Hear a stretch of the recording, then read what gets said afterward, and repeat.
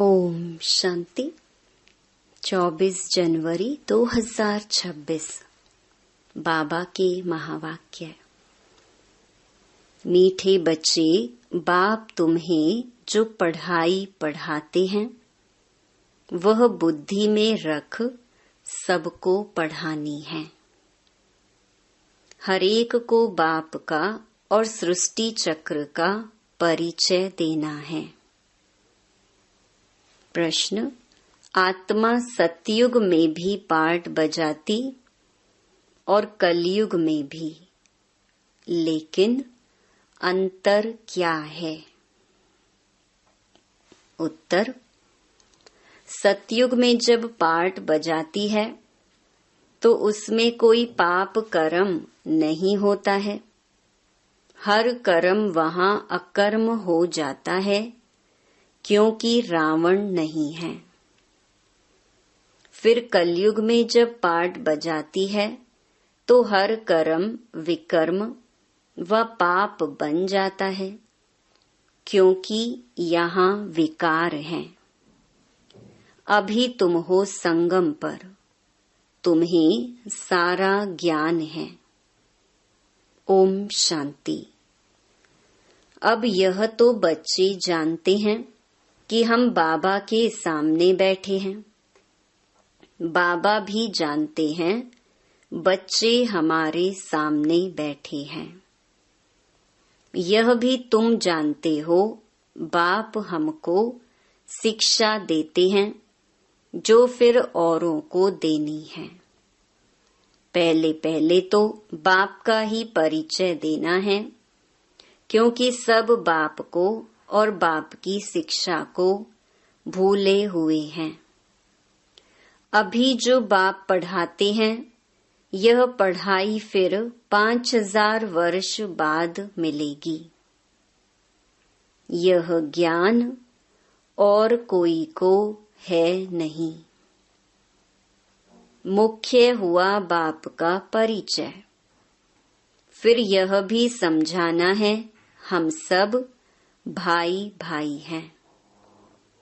सारी दुनिया की जो सब आत्माएं हैं, सब आपस में भाई भाई हैं। सब अपना मिला हुआ पार्ट इस शरीर द्वारा बजाते हैं। अब तो बाप आए हैं नई दुनिया में ले जाने के लिए, जिसको स्वर्ग कहा जाता है।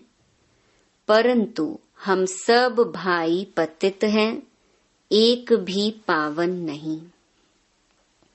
सभी पतितों को पावन बनाने वाला है ही एक बाप। यह है ही पतित विकारी भ्रष्टाचारी रावण की दुनिया। रावण का अर्थ ही है 5 विकार स्त्री में, 5 विकार पुरुष में। बाबा बहुत सिंपल रीति समझाते हैं, तुम भी ऐसे समझा सकते हो। तो पहले पहले यह समझाओ, हम आत्माओं का वह बाप है। हम सब ब्रदर्स हैं। पूछो यह ठीक है? लिखो हम सब भाई भाई हैं। हमारा बाप भी एक है। हम सब सोल्स का वह है सुप्रीम सोल। उनको फादर कहा जाता है। यह पक्का पक्का बुद्धि में बिठाओ तो सर्वव्यापी आदि पहले निकल जाए। अल्फ पहले पढ़ना है। बोलो यह अच्छी रीति, बैठ लिखो। आगे सर्वव्यापी कहता था, अब समझता हूँ कि सर्वव्यापी नहीं है। हम सब भाई भाई हैं। सब आत्माएं कहती हैं गॉड फादर परम पिता। पहले तो यह निश्चय बिठाना है कि हम आत्मा हैं, परमात्मा नहीं है। ना हमारे में परमात्मा व्यापक है। सब में आत्मा व्यापक है, आत्मा शरीर के आधार से पार्ट बजाती है। यह पक्का कराओ। अच्छा, फिर वह बाप सृष्टि के आदि मध्य अंत का ज्ञान भी सुनाते हैं, और तो कोई भी जानते नहीं कि इस सृष्टि चक्र की एज कितनी है। बाप ही टीचर के रूप में बैठ समझाते हैं। लाखों वर्ष की तो बात ही नहीं। यह चक्कर अनादि एक्यूरेट बना बनाया है, इसको जानना पड़े। सतयुग त्रेता पास्ट हुए, नोट करो। उसको कहा जाता है स्वर्ग और सेमी स्वर्ग।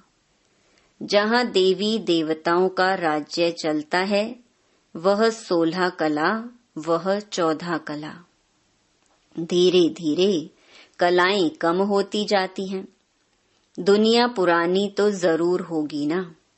सतयुग का प्रभाव बहुत भारी है। नाम ही है स्वर्ग, हेवन, नई दुनिया। उसकी ही महिमा करनी है। नई दुनिया में है ही एक आदि सनातन देवी देवता धर्म।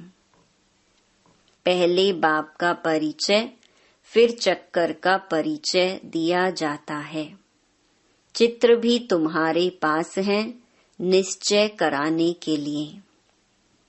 यह सृष्टि का चक्र फिरता रहता है। सतयुग में लक्ष्मी नारायण का राज्य था। त्रेता में राम सीता का।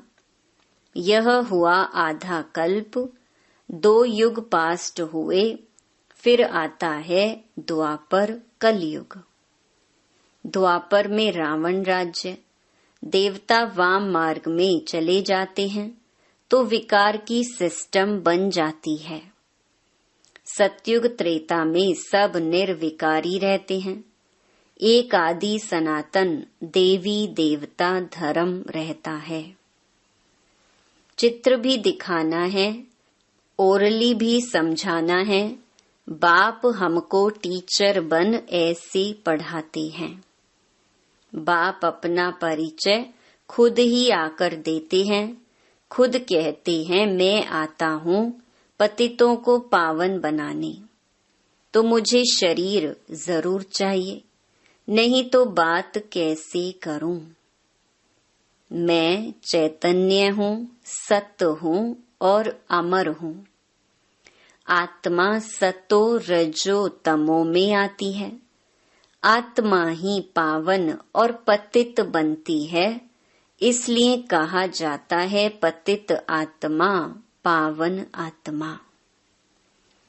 आत्मा में ही सब संस्कार हैं।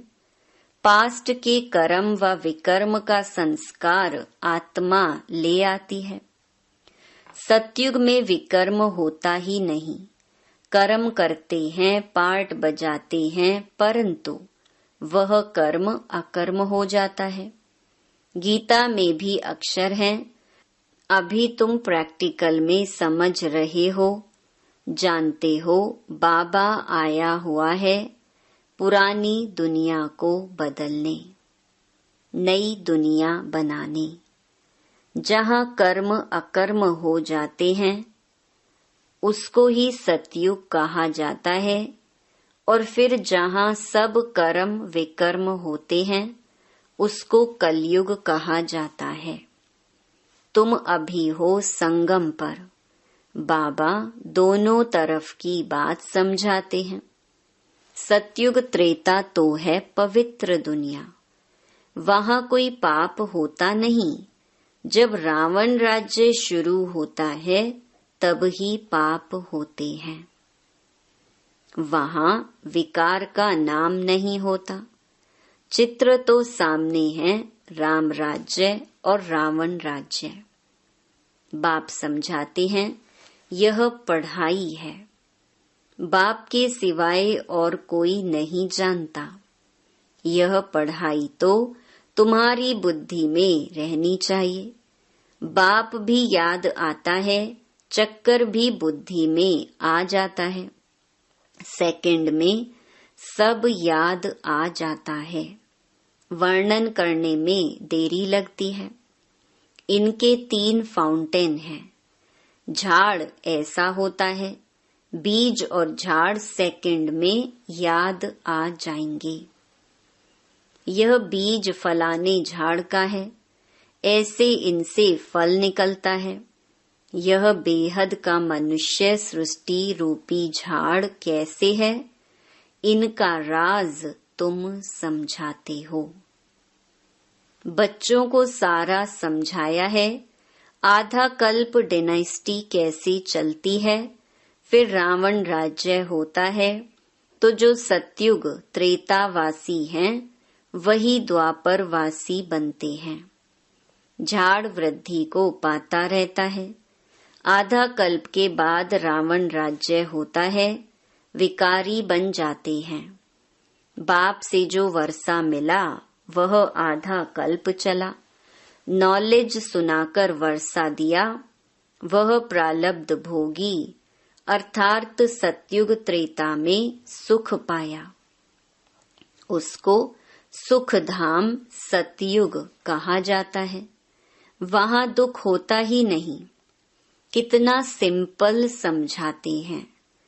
एक को समझाते हो या बहुतों को समझाते हो, तो ऐसे अटेंशन देना है।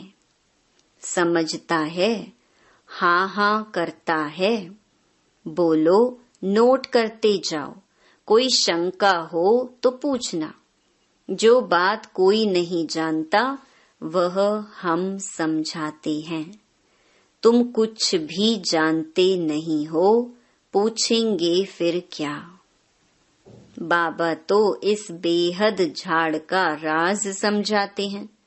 यह नॉलेज अभी तुम समझते हो। बाप ने समझाया है, तुम 84 के चक्कर में कैसे आते हो, यह अच्छी रीति नोट करो, फिर इस पर विचार करना है। जैसे टीचर ऐसे निबंध देते हैं, फिर घर में जाकर रिवाइज कर आते हैं ना। तुम भी यह नॉलेज देते हो, फिर देखो क्या होता है। पूछते रहो, एक एक बात अच्छी रीति समझाओ। बाप टीचर का कर्तव्य समझाकर फिर गुरु का समझाओ। उनको बुलाया ही है कि आकर हम पतितों को पावन बनाओ। आत्मा पावन बनती है तो फिर शरीर भी पावन मिलता है। जैसा सोना वैसा जेवर बनता है। 24 कैरेट का सोना उठाएंगे, खाद नहीं डालेंगे तो जेवर भी ऐसे सतो प्रधान बनेंगे। अलॉय डालने से तमो प्रधान बन पड़े हैं। पहले पहले भारत 24 कैरेट पक्के सोने की चिड़िया था, अर्थात सतो प्रधान नई दुनिया थी, फिर तमो प्रधान बनी है। यह बाप ही समझाते हैं और कोई मनुष्य गुरु लोग नहीं जानते। बुलाते हैं आकर पावन बनाओ, सो तो गुरु का काम है। वानप्रस्थ अवस्था में मनुष्य गुरु करते हैं। वाणी से परे स्थान तो है इन कॉर्पोरियल वर्ल्ड, जहां आत्माएं रहती हैं। यह है कॉर्पोरियल वर्ल्ड। दोनों का यह मेल है। वहां तो शरीर है नहीं, वहां कोई कर्म नहीं होता है। बाप में तो सारी नॉलेज है। ड्रामा प्लान अनुसार उनको कहा ही जाता है नॉलेजफुल। वह चैतन्य सत चित आनंद स्वरूप होने के कारण उनको नॉलेजफुल कहा जाता है। बुलाते भी हैं, हे पतित पावन नॉलेजफुल शिव बाबा। उनका नाम सदैव शिव ही है। बाकी आत्माएं सब आती हैं पार्ट बजाने, तो भिन्न भिन्न नाम धारण करती हैं। बाप को बुलाते हैं, परंतु उनको कुछ भी समझ नहीं रहती। जरूर भाग्यशाली रथ भी होगा जिसमें बाप प्रवेश कर तुमको पावन दुनिया में ले जाएं। तो बाप समझाते हैं, मीठे मीठे बच्चों, मैं उनके तन में आता हूँ जो बहुत जन्मों के अंत में है। पूरा 84 जन्म लेते हैं। भाग्यशाली रथ पर आना पड़ता है। पहले नंबर में तो है श्री कृष्ण, वह है नई दुनिया का मालिक। फिर वही नीचे उतरते हैं, गोल्डन से सिल्वर, कॉपर, आयरन एज में आकर पड़ते हैं। अभी फिर तुम आयरन से गोल्डन बन रहे हो। बाप कहते हैं, सिर्फ मुझ अपने बाप को याद करो। जिसमें प्रवेश किया है उनकी आत्मा में तो जरा भी नॉलेज नहीं थी। इनमें मैं प्रवेश करता हूँ, इसलिए इनको भाग्यशाली रथ कहा जाता है। नहीं तो सबसे ऊंच तो यह लक्ष्मी नारायण है। इनमें प्रवेश करना चाहिए, परंतु उनमें परमात्मा प्रवेश नहीं करते, इसीलिए उनको भाग्यशाली रथ नहीं कहा जाता है। रथ में आकर पतितों को पावन बनाना है तो जरूर कलयुगी तमो प्रधान होगा ना। खुद कहते हैं, मैं बहुत जन्मों के अंत में आता हूँ। गीता में भी अक्षर एक्यूरेट है। गीता को ही सर्वशास्त्रमयी शिरोमणि कहा जाता है। इस संगम युग पर ही बाप आकर ब्राह्मण कुल और देवता कुल स्थापन करते हैं। बहुत जन्मों के अंत में अर्थात संगम युग पर ही बाप आते हैं। बाप कहते हैं, मैं बीज रूप हूँ। श्री कृष्ण तो है सतयुग का रहवासी। उनको दूसरी जगह तो कोई देख ना सके। पुनर्जन्म में तो नाम, रूप, देश, काल सब बदल जाता है। फीचर्स ही बदल जाते हैं। पहले छोटा बच्चा सुंदर होता है, फिर बड़ा होता है, वह फिर शरीर छोड़ दूसरा छोटा लेता है। यह बना बनाया खेल ड्रामा के अंदर फिक्स है। दूसरा शरीर लिया तो उनको श्री कृष्ण नहीं कहेंगे। उस दूसरे शरीर पर नाम आदि फिर दूसरा पड़ेगा। समय, फीचर्स, तिथि, तारीख आदि सब बदल जाता है। वर्ल्ड की हिस्ट्री, ज्योग्राफी हूबहू रिपीट कहा जाता है। तो यह ड्रामा रिपीट होता रहता है। सतो रजो तमो में आना ही है। सृष्टि का नाम, युग का नाम सब बदलते रहते हैं। अभी यह है संगम युग। मैं आता ही हूँ संगम पर। मैं तुमको सारी दुनिया की हिस्ट्री, ज्योग्राफी, सत्य बताता हूँ। आदि से लेकर अंत तक और कोई भी जानता ही नहीं। सतयुग की आयु कितनी थी, यह पता न होने कारण लाखों वर्ष कह देते हैं। अभी तुम्हारी बुद्धि में सब बातें हैं। तुम्हें अंदर में यह पक्का करना है कि बाप टीचर सतगुरु है, जो फिर से सतो प्रधान बनने के लिए बहुत अच्छी युक्ति बताते हैं। गीता में भी है, देह सहित देह के सब धर्म छोड़ अपने को आत्मा समझो। वापिस अपने घर जरूर जाना है। भक्ति मार्ग में कितनी मेहनत करते हैं भगवान पास जाने के लिए। वह है मुक्ति धाम, कर्म से मुक्त। हम इनकॉर्पोरियल दुनिया में जाकर बैठते हैं। पार्टधारी घर गया तो पाठ से मुक्त हुआ। सब चाहते हैं हम मुक्ति पाएं। मोक्ष तो किसको मिल ना सके, यह ड्रामा अनादि अविनाशी है। कोई कहे यह पाठ आने जाने का हमको पसंद नहीं, परंतु इसमें कुछ कर ना सकी। यह अनादि ड्रामा बना हुआ है, एक भी मोक्ष पा नहीं सकते। वह सब है अनेक प्रकार की मनुष्य मत। यह है श्रीमत श्रेष्ठ बनाने के लिए। मनुष्य को श्रेष्ठ नहीं कहेंगे, देवताओं को श्रेष्ठ कहा जाता है। उन्हों के आगे सब नमन करते हैं तो वह श्रेष्ठ ठहरे ना। श्री कृष्ण देवता है, वैकुंठ का प्रिंस। वह यहाँ कैसे आएगा? ना उसने गीता सुनाई, शिव के आगे जाकर कहते हैं हमको मुक्ति दो। वह तो कभी जीवन मुक्त जीवन बंध में आते ही नहीं, इसीलिए उनको पुकारते हैं मुक्ति दो। जीवन मुक्ति भी वह देते हैं।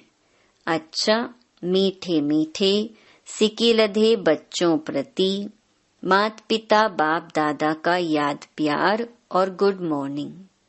रूहानी बाप की रूहानी बच्चों को नमस्ते। धारणा के लिए मुख्य सार। पहला, हम सब आत्मा रूप में भाई भाई हैं।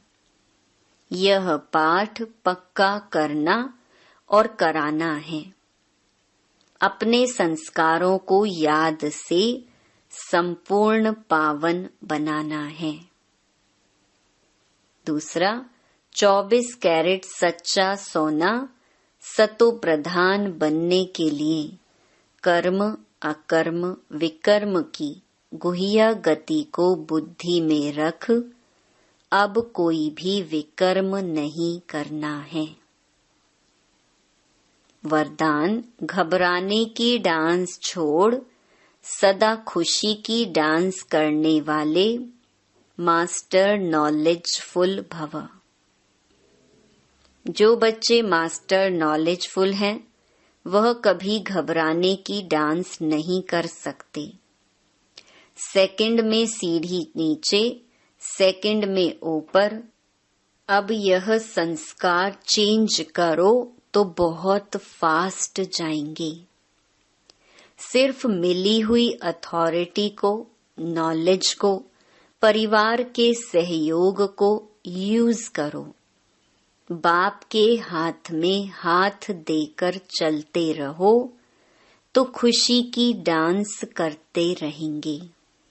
घबराने की डांस हो नहीं सकती, लेकिन जब माया का हाथ पकड़ लेते हो तो वह डांस होती है।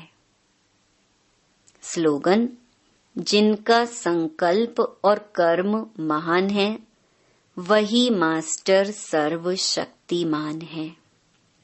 अव्यक्त इशारे, इस अव्यक्ति मास में बंधन मुक्त रह जीवन मुक्त स्थिति का अनुभव करो। मास्टर त्रिकालदर्शी बनकर हर कर्म हर संकल्प करो व वचन बोलो तो कोई भी कर्म व्यर्थ व अनर्थ वाला नहीं हो सकता। त्रिकालदर्शी अर्थात साक्षीपन की स्थिति में स्थित होकर इन कर्मेंद्रियों द्वारा कर्म करेंगे तो कर्म के वशीभूत नहीं होंगे। सदा कर्म और कर्म के बंधन से मुक्त बन अपनी ऊंची स्टेज को प्राप्त कर लेंगे। अच्छा, ओम शांति।